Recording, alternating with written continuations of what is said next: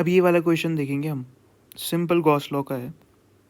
अब इसमें हम पूरी की पूरी जो इन्फॉर्मेशन दे रखी है ड्रॉ कर लेते हैं कि the electric field in the region is, ये दे रखी है, flux through a rectangular surface parallel to X Z plane is, flux भी दे रखा है। अब एरिया पूछा है, तो फ्लक्स का हमारे पास सिंपल एक फॉर्मूला होता है कि phi equals to E vector dot A vector. अब rectangular surface parallel to X Z plane है, तो हम प्लेन ड्रॉ कर लेते हैं पहले, तो कार्टेशियन प्लेन ड्रॉ कर लेते हैं। ये पूरा ड्रॉ किया है ना, तो ये वाई एक्सेस हो गया, ये एक्स एक्सेस हो गया, ये जेड एक्सेस हो गया। अब रेक्टेंगुलर सरफेस पैरेलल है ना, तो पैरेलल का मतलब ये है कि दोनों के पैरेलल होना चाहिए, तो इस प्लेन में है कहीं, ये ऐसे को है, ऐसे को लेटा हुआ है।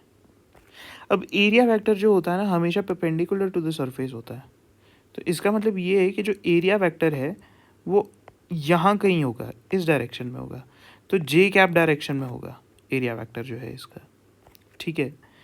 और हमारे पास फाई की वैल्यू है, बस हमारा इससे काम हो गया। अब सिंपल डॉट प्रोडक्ट लेना है इसका, तो फाई की वैल्यू हमारे पास 6 है। अब ई की वैल्यू 2 आई कैप प्लस 4 जे कैप प्लस 6 के कैप इंटू 10⁻³ है, into 10⁻³ into A cap dot J cap. अच्छा, डॉट मैंने इंटू गलत कर दिया, यहाँ पे डॉट है, ये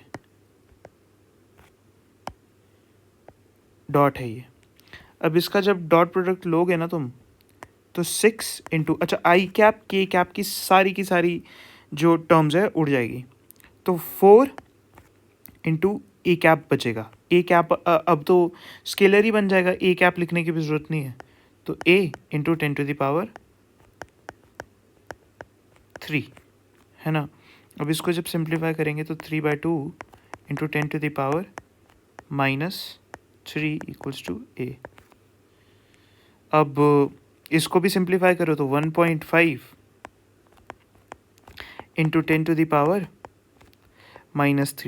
अब सेंटीमीटर स्क्वायर में पूछा है, तो इसको भी हटा दो -1, और ये पूरा का पूरा मीटर में था ना, तो ये जो टर्म है ना, ये सेंटीमीटर स्क्वायर आ गया, तो 15 सेंटीमीटर स्क्वायर इक्वल्स टू ए। तो हमारे पास जो आंसर आ जाएगा वो 15 आ जाएगा। 15 इज़ द आंसर, सिंपल।